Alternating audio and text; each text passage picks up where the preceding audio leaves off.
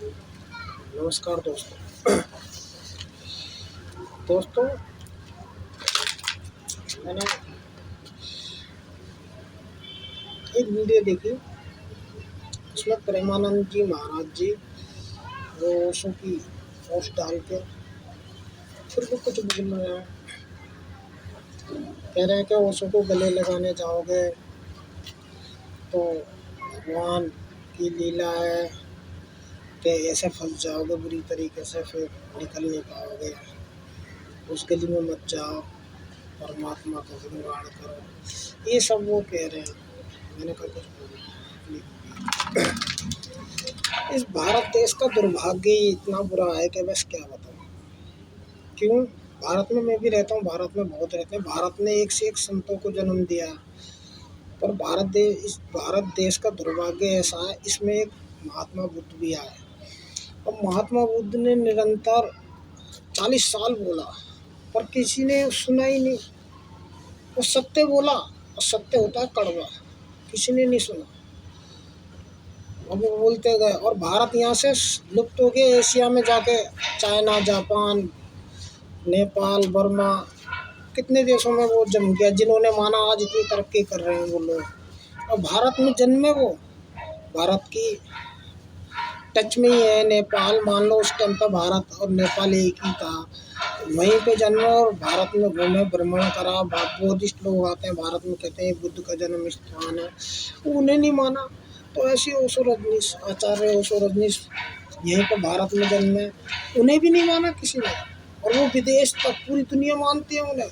America में अपना राज्य बना दिया उन्होंने, रजनीशपुरम नाम का। पूरी दुनिया मानती है उन्हें। इटली, फ्रांस, कहाँ कहाँ के शिष्य हैं उनके, और आज भी आते हैं। वहाँ में आश्रम है उनका, आज भी आते हैं। मतलब जो सत्य बोलता है उसे मानती नहीं है यहाँ भारत वाले लोग। और जो सिर्फ वही वेद पुराण शास्त्र वही तोते की तरह रट के बोल दिया, कुछ जाना नहीं जाना, बस उसको फॉलो करना है। और ऐसे महात्मा बुद्ध पाखंड का उन्होंने तोड़ करा, और सत्य तो सत्य की तरह बोला उन्होंने, तो उन्हें नहीं माना। ऐसी आचार्य रजनीश सत्य को सत्य की तरह बोला, तो उन्हें नहीं माना। और बाकी भीड़ को अपने चारों तरफ एक करके सोचते हैं हम बहुत बड़े हैं, परमात्मा की हम पे कृपा हो गई है कि परमात्मा हमसे राज्य सारा वैभव दे रहा, सुख दे रहा है, हमें परमात्मा प्राप्ति हो गई है। ऐसे परमात्मा प्राप्ति होती है? तो परमात्मा तो सबका है। परमात्मा कहाँ नहीं है? सूरज निकल रहा है, परमात्मा है।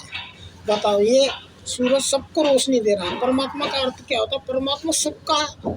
परमात्मा मुस्लिम का भी है, हिंदू का भी है, सिख का भी है, ईसाई का भी है। भेदभाव करता है नहीं, वो सबका है। बताओ, ये सूरज रोशनी सबको देता है बिगर भेदभाव के। ये जमीन बिगर भेदभाव के सबको, सब इस पे चलते हैं। ये जल, पानी बिना भेदभाव के सबकी प्यास बुझाता है। ये हवा सबको हवा देती है। ये आकाश सबके लिए है। परमात्मा तो ये चीज़ है, भगवत्ता, इसको कहता है परमात्मा। नहीं अकेला ही होगा। वो धीरेन्द्र शास्त्री जी रैली लेके चलते, हिंदू राष्ट्र बना, मतलब हिंदुओं का ही है परमात्मा, और किसी का परमात्मा नहीं है, है? मतलब ये सब संगठित करके ये दिखलाते हैं पाखंड को कि उसका नाम क्या क्या, हम बहुत बड़े परमात्मावादी हैं, ये है वो है। इतनी बकवास, बस क्या बोलूं। अब जिसकी जैसी सोच है, अपना अपना कर रहे हैं, करो, अच्छी बात है भाई। क्योंकि दिन है तो रात है, दिन है तो रात है भाई। बुरे होंगे जभी तो अच्छे होते हैं, अच्छे होते हैं जभी तो बुरे होते हैं। झूठ है तो सत्य, झूठ नहीं होगा तो सत्य की वैल्यू कहाँ से होगी? सत्य की वैल्यू तो जब भी होगी जब झूठ होगा, पाखंड होगा, जभी तो धर्म पैदा होगा। पाखंडी नहीं होगा तो धर्म कहाँ से आएगा? और धर्म नहीं होगा तो पाखंड कहाँ से आएगा? सब अपनी अपनी जगह सही है, करो, मस्त रहो। बस मैं तो ये कहना चाहता हूँ, सत्य को पहचानो। सत्य को पहचानने के लिए जागना पड़ता है, होश में आना पड़ता है। नींद में वही सपने की तरह किसी ने कुछ बोल दिया, बस वही मान लिया, ऐसा कुछ नहीं है। पहचानो। नमस्कार।